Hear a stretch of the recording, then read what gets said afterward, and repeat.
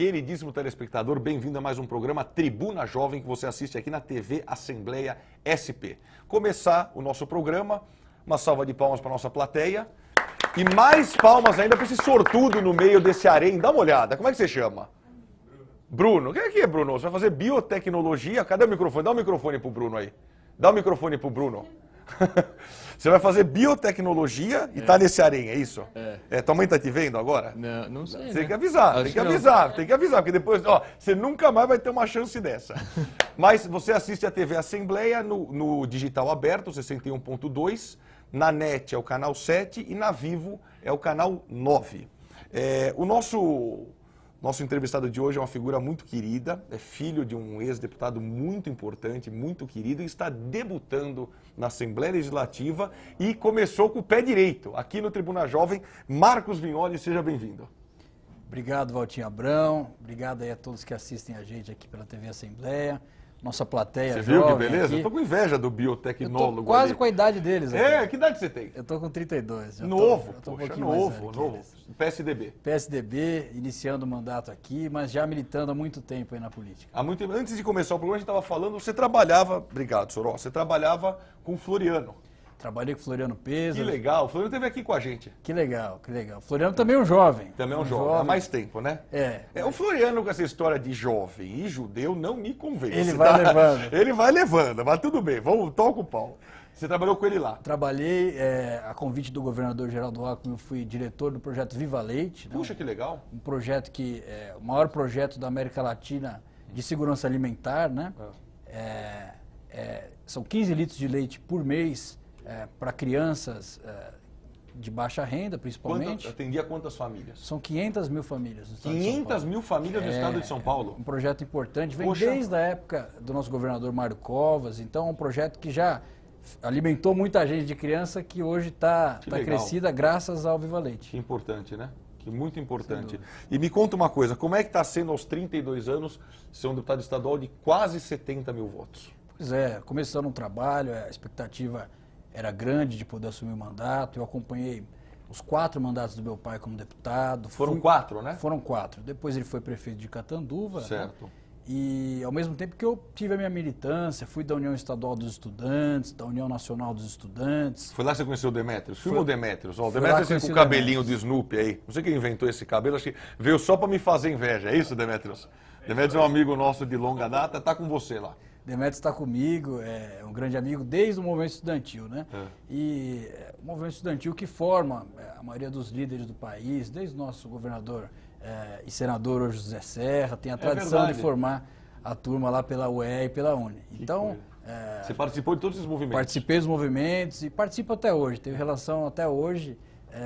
Além disso, trabalhei no governo do estado e sempre ligado à área da juventude, né? Trabalhei no Ministério do Trabalho, fui coordenador nacional de empreendedorismo juvenil, Valdir. Ó, que bacana. Levando projetos para jovens de 16 a 24 anos que queriam fazer as suas startups. Na época não tinha ainda esse termo, mas trabalhei muito ligado a essa área. E depois vim para o governo do estado, né, onde eu pude também fazer parte do Conselho da Criança. Você devia ter 25, 24 anos. Estava de fralda, já estava lá. Estava de fralda, já estava. Não, mas tinha... E você sempre militou nos direitos da juventude, é isso? De poder trazer o jovem para o seu negócio, trazer o jovem para a política. Você participou de juventude do PSDB, essas coisas também ou não? Participei, eu fui vice-presidente da juventude do PSDB aqui no estado. Quem que era o presidente? Era o Paulo Matias, hoje subprefeito Paulo Matias, um abraço, Paulo Pinheiros. Matias, subprefeito de Pinheiros, né? Pinheiros. O Paulo Matias é um fenômeno, um dia você encontra ele está com 130 quilos, outro dia você encontra ele está com 38 quilos.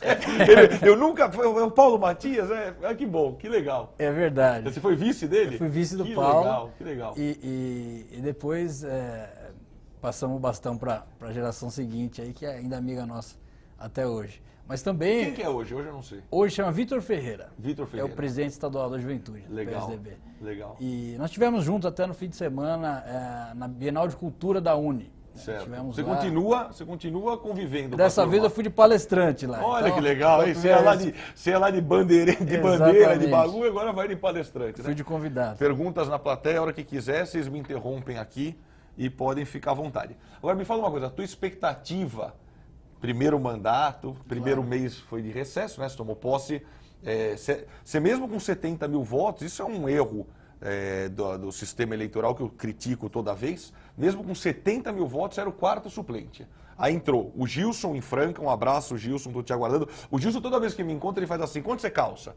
Eu falo 43. Ele fala: vou te trazer um sapato de Franca. Acho que paga pedágio 43, ele nunca me traz, mas não faz mal.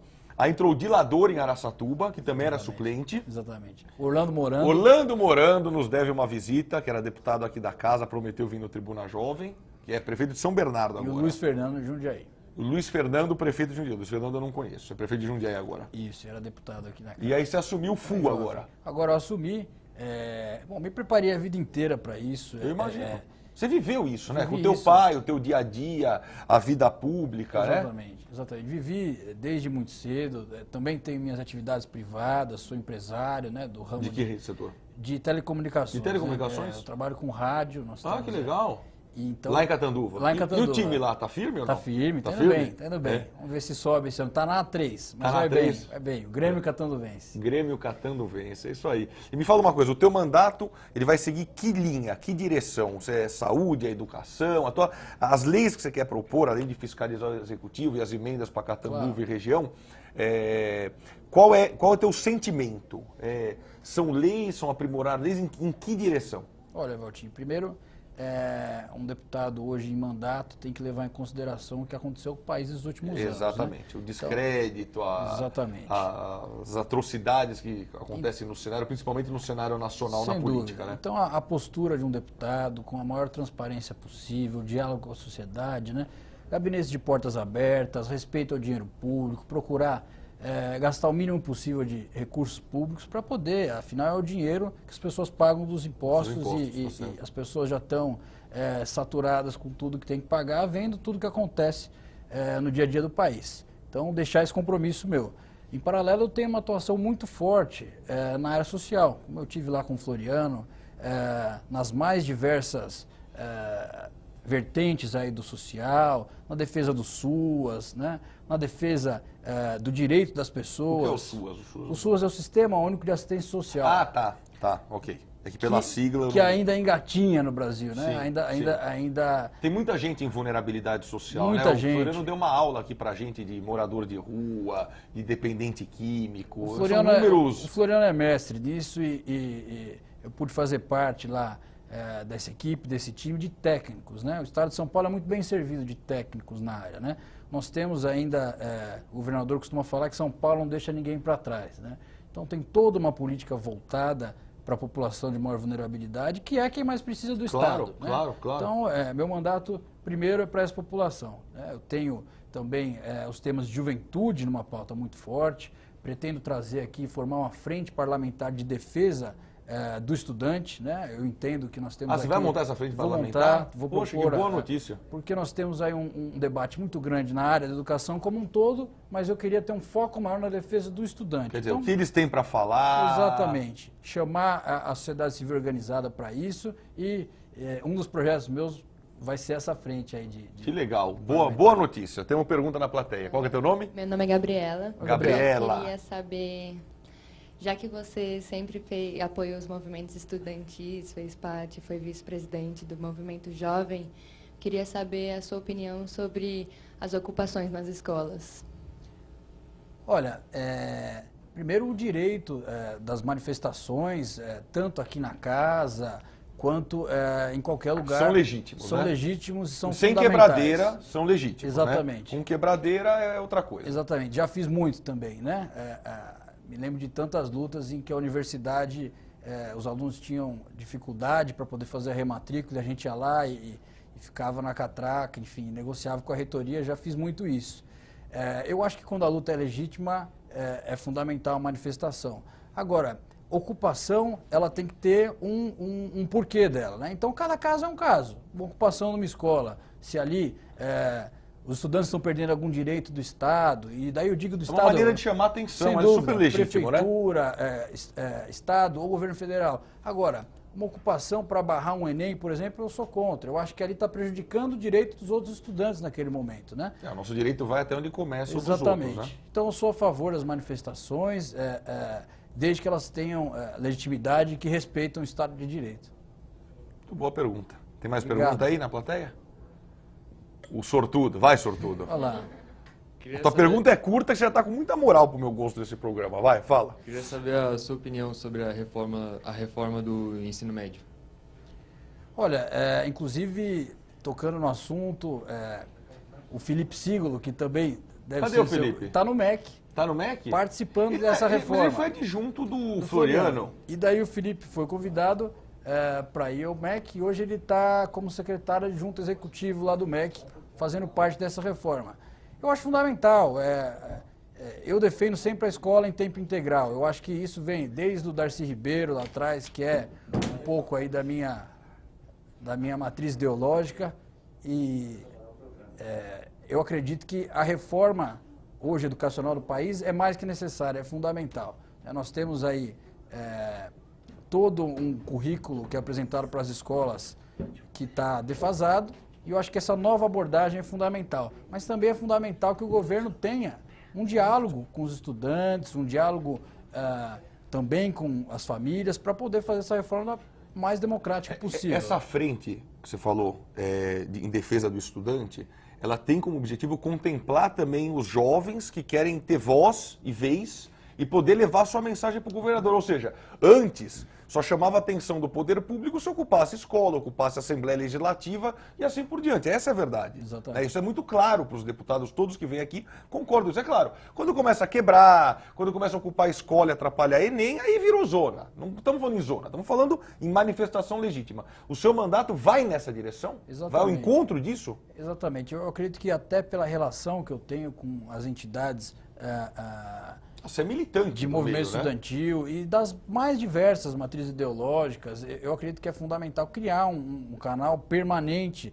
de diálogo, né? E também não só dos movimentos organizados, mas o estudante que vai lá, que em grande parte hoje trabalha de dia para pagar a universidade à noite, verdade. que tem uma dificuldade muito grande no acesso à universidade, É verdade. né? Tem Que razão. está sofrendo aí com o período que nós estamos passando, com a queda desse acesso, do verdade. financiamento estudantil. Então, Queda de tudo, né? Queda de tudo. Salário para poder pagar uma faculdade particular, Sem de dúvida. FIES, de tudo, né? Nossa, eu sou procurado quase que diariamente por pessoas que estão em busca desse acesso à universidade e que, no atual momento do país, E estão mesmo com assim o dificuldade. Brasil só tem 11% das pessoas formadas no ensino Exatamente, superior, exatamente. né? Pergunta na plateia, seu nome? Caroline. Fala, Carol. Olá, deputado. A minha pergunta, ainda falando sobre a reforma, ainda mais o senhor que já esteve em movimentos estudantis, e que o movimento, ele não é só, vem algo histórico, né? A gente sabe que movimentos interferiram em 92, atualmente tem causado impacto na nossa política, tem causado mudanças, e tudo isso nós, jovens, estudamos em história, aprendemos quando a gente pega sociologia, e são matérias que estão sendo derrubadas. Entre aspas, né? Porque vai da escolha do estudante, porém, a gente só chega a ter acesso a esse tipo de material, a esse tipo de aprendizado que faz com que a gente queira brigar e aprender e brigar pelos nossos direitos quando a gente chega no ensino médio e são matérias que estão sendo tiradas. A sua opinião... Quer dizer, deixou de ser obrigatório e virou Exato. facultativo. A pessoa escolhe o que ela quer cursar. Só que ela escolhe Eu não sim, tive uma realmente moleza ter, dessa na minha época, viu? ter estudado anteriormente. Então, eu queria saber a sua opinião quanto tirar matérias que colocaram militantes, como até mesmo você, para ir buscar, brigar pelo jovem, pela política, e a sua opinião quanto ao ponto de vista que muitas pessoas estão levantando, de que fazer a pessoa estudar português e matemática vai fazer ela ter aquela mente trabalhista, então somente uma pessoa de mão de obra e não uma pessoa pensante. Olha, Bela pergunta, hein? não, sem Vou dúvida. reconhecer que é uma bela pergunta, Sem hein? dúvida. Do ponto de vista educacional, a coisa vai se modernizando ao longo dos anos e a gente tem experiências bem-sucedidas e eu não tenho a menor dúvida de que o Brasil precisa se modernizar nesse sentido, né? De que a mudança da grade curricular no ensino médio é fundamental para o Brasil poder preparar melhor seus jovens, né? Eu acredito que a gente precisa dar um salto muito grande aí nessa questão. Fazendo um paralelo, né? Não só do ensino médio, a gente vem desde a primeira infância. Eu vou um pouquinho longe na sua pergunta, mas a gente tem reparado que se a pessoa começa já na primeira infância da forma errada, sem acesso à primeira infância, com tratamento que não é o tratamento que o Estado deve dar, aquilo lá nunca mais recupera, porque ela está desenvolvendo o cérebro, desenvolvendo a inteligência cognitiva que eles falam, né? Então, já começa daí. O que está tentando ser feito é a implementação de um currículo mais moderno, né? Eu acredito que o civismo, como você colocou, a história, a sociologia são fundamentais para o ser humano e fundamentais para a formação do jovem, né? Eu acredito que somos seres políticos, né? Hoje, o discurso que está sendo colocado pela sociedade como um todo, do apolítico, é um discurso muitas vezes errado, porque em todo tipo de relação, na empresa, na família, a relação é política. O cara pode gostar de política eleitoral, de mandato, Sem dúvida. É outra história, Sem mas dúvida. a vida é política, Sem né? dúvida. Agora, a questão da obrigatoriedade, eu acredito que o jovem nessa idade já tem condição de poder discernir um pouco se ele quer ir para um caminho ou para o outro, né? Eu acho que a gente deveria ter alguma matéria como um civismo, alguma coisa que formasse a pessoa um pouco antes, como você Aquela colocou. educação moral e que cívica, não tem, né? que não tem. Não tem né? mais, né? Eu não sei se hoje tem, mas eu cantava... Não tem, né? Eu tive isso aí. Não tem mais, eu Não, tive não tem. também, que era fundamental, era uma matéria anterior e que formava para chegar nesse período. Porque mesmo como você colocou, a sociologia, ela já começa a partir para um caminho, você se interessa. Muita gente pode se interessar muito mais por outros ramos da ciência e educacionais. Então, eu não acho que é ruim ser opcional, eu só acho que teria que ter alguma coisa antes para a pessoa se preparar e poder decidir. Quer dizer, então a tese é importante que seja assim, mas precisa ter uma transição. Exatamente. A pessoa tem que chegar num determinado momento, cursando tudo, e aí ela opta, ela experimenta para optar para o que ela quer, é isso? Exatamente, exatamente. Agora, Pergunta? eu sou a favor da mudança, da reforma educacional. É a no favor. país. Eu sou a favor, eu acho que nós temos que discutir um pouquinho mais, Precisa ouvir um pouco mais os ouvir alunos, um pouco né? mais e poder chegar num consenso, mas que a gente precisa se modernizar, isso eu não tenho a menor dúvida. Oi, seu nome? Tainã. Oi, Tainá. Oi, deputado, eu gostaria de, voltando ao assunto sobre movimentos. Claro. Eu estou acompanhando, durante a semana, que teve um movimento contra a privatização das bibliotecas públicas. E o senhor comentou que participou de movimentos sociais, que ajudava moradores de ruas, e todas essas pessoas têm acesso às bibliotecas públicas. Com essa privatização, possivelmente não terão mais esse acesso. Eu gostaria de saber qual a sua opinião referente a essa privatização. O que Se é a favor essa- ou contra. Olha, eu sou a favor que o Estado mantenha aquilo que é essencial para ele e que a iniciativa privada tome conta daquilo que ela vai entregar um serviço melhor para a sociedade, né?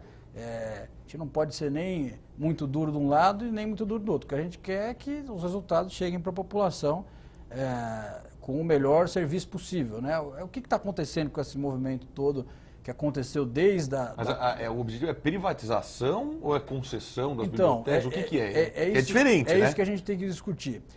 Se a gente está falando de um serviço melhor sendo prestado através dessa biblioteca e de que não vai ser cobrado para essa população utilizar, que vai ter uma diferença, eu sou contra essa cobrança e até porque eu entendo que o acesso à cultura, o acesso... Constitucional, né? constitucional, Imagina. exatamente. Agora, se é um outro modelo de privatização, por exemplo, o João Dória aqui em São Paulo está criando um modelo no Ibirapuera que não é uma concessão, mas é um modelo em que os banheiros estão sendo consertados e eles vão ganhar em propaganda, por exemplo. É em propaganda, na lanchonete, e assim eles Isso. fazem os serviços que...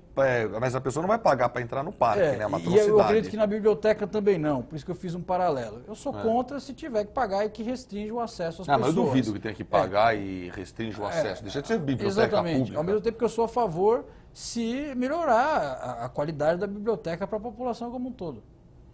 Ok, obrigada. Imagina. Pergunta respondida?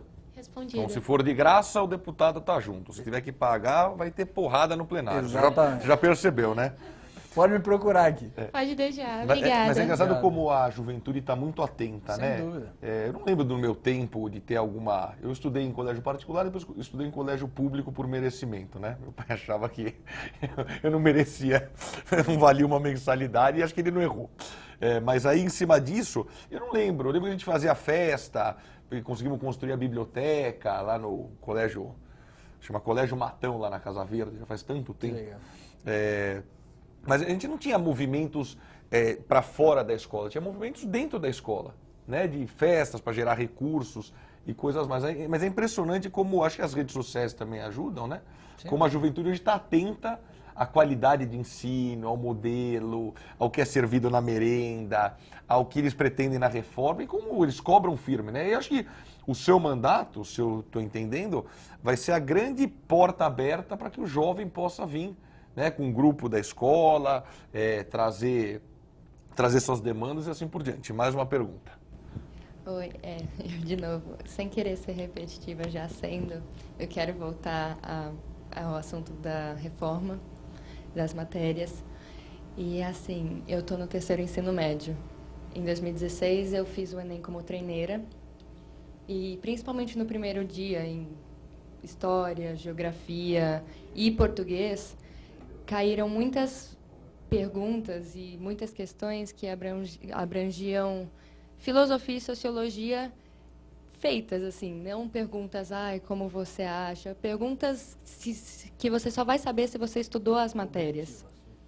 Então, eu queria saber, são 2 perguntas, na verdade, como pessoas que optariam por não fazer sociologia e filosofia conseguiriam ter uma matéria para conseguir responder essas perguntas objetivas. Não, tem que ser outra prova, né? E Não, o cara não estudou. como vai mudar o Enem? Você foi bem? Foi. Quantos pontos? Não saiu ainda. Ah, não saiu ainda? Não. Treineira só E sai você em quer fazer março. faculdade do quê? Direito. Vai fazer direito? Vou fazer Ai, direito. Falando bem assim, bonito, imagina advogada. Vai ter um monte de cara querendo ser preso só para ser defendido. Termine sua pergunta. E se você tem algum projeto para, como você disse antes, vocês tiveram matérias que não foram sociologia e filosofia para criar uma base para as pessoas poderem fazer o Enem, mesmo optando por não terem essas matérias. Ela tem razão, deputada. É um bom projeto. Né? Aí. É, Aí, já vai ser o primeiro, tá vendo? Já, tá vendo? Isso chama-se assessoria grátis, tá vendo? É um bom projeto, sem dúvida. É verdade, né? Se a pessoa optou por exatas ou por humanas, ela vai prestar o Enem, cai o que ela não estudou, é difícil, né? Sem dúvida. Mas o MEC deve estar atento a essa questão aí com a mudança. O Felipe Sigolo foi para lá? Foi para lá. Nós já temos que encher o saco no MEC. Vamos cobrar o Filipinho. Vamos cobrar o Filipinho. Mas o MEC deve estar atento. Se não está, eu vou inclusive alertar e falar com o Felipe. Mas, de toda forma, como você disse aí, eu acho fundamental essa matéria que tinha. Não sou só eu que falo, não, né, Valtinho? Muita gente fala. Na minha época tinha essa matéria de civismo. Muita gente com mais de 30, né? Exatamente. Não com 16, exatamente. Né? Na minha época. Exatamente. E que tinha lá uma noção cívica forte, né? E que a escola ajudava nessa noção. A escola tem que formar o ser humano, tem que formar a pessoa, né? E não só o trabalhador, não só a pessoa técnica naquela área. E é nisso que eu acredito. Eu acho que é muito válido ter essa matéria, assim. Maravilha. Tem mais alguma pergunta na plateia ou não? Nós estamos nos minutos finais do nosso Tribuna Jovem. Deputado, eu queria agradecer demais a sua presença. Estou feliz que não chamei você de Geraldo Vignoli nenhuma vez, apesar de ter... Chegou na boca e falei, não é Geraldo, é o filho, pelo amor de Deus. E que você brilhe, aqui tenho certeza que vai brilhar tanto quanto seu pai nessa casa aqui de leis, na Assembleia Legislativa de São Paulo. Aos 32 anos, você tem que ser uma referência, e vai ser uma referência para toda essa juventude que queira se espelhar, a participar da política, a se candidatar e mostrar que é possível, né? Então, desejar boa sorte, ele está debutando aqui, começou, todo deputado que começa o mandato pelo Tribuna Jovem, o governador falou que a emenda é maior, tá? É por isso que eu Chegou um recado aqui, tá? Eu não queria espalhar, mas parece que a emenda parlamentar é maior. Eu ouvi falar e eu vim aqui já por conta disso. Então tá tudo certo, viu? Parabéns, Obrigado. Boa sorte. Seja bem-vindo aí à Assembleia Legislativa e que seus 70 mil eleitores tenham a convicção e a certeza de que votaram na pessoa certa. Suas considerações finais. Obrigado, Valtinho. Obrigado por abrir o programa para mim, TV Assembleia, os jovens que estão aqui, brilhantes, sempre com perguntas inteligentes. Já são uns 4 projetinhos, depois tem que dar coautoria, hein? Não, sem dúvida, sem dúvida. Dizer justamente isso, estou muito comprometido com essas causas. Eu penso também em poder democratizar o Conselho Estadual de Juventude, propor ao governador muito bom. que a gente possa fazer uma eleição para o Conselho e que a gente possa ser um Estado em que o jovem tenha voz, né? Criar mais espaços para o jovem, mais políticas voltadas para o jovem. O jovem hoje ele tem uma série de problemas que a sociedade tem que enfrentar e eu estou aqui para fazer parte disso. Maravilha. Quero agradecer demais a nossa plateia, uma salva de palmas. O sortudo aí vai acabar moleza, viu? Vai acabar moleza. Quero agradecer você, deputado. Obrigado. Venha sempre no nosso programa, é uma alegria. E sempre que pintar alguma ideia, surgir alguma ideia, o Júnior já se comprometeu e nós vamos também encaminhar para o seu gabinete e para o seu mandato. Quero agradecer especialmente a toda a equipe da TV Assembleia SP, uma equipe brilhante, tanto a produção quanto a parte técnica, até o Soró que faz o som, você percebe que é um cara bom. Quero agradecer o Demetrios também, que veio aqui prestigiar a gente, venha sempre, viu? Só que aí corta esse cabelo que vir fazer inveja para o apresentador não é bom, quero deixar claro. E agradecer demais a você, telespectador, que nos deu a alegria da sua audiência e que assiste a TV Assembleia SP no canal aberto 61.2, na Vivo no canal 9, na NET no canal 7 para todo o estado de São Paulo. Um abração a todos, até mais, tchau, tchau.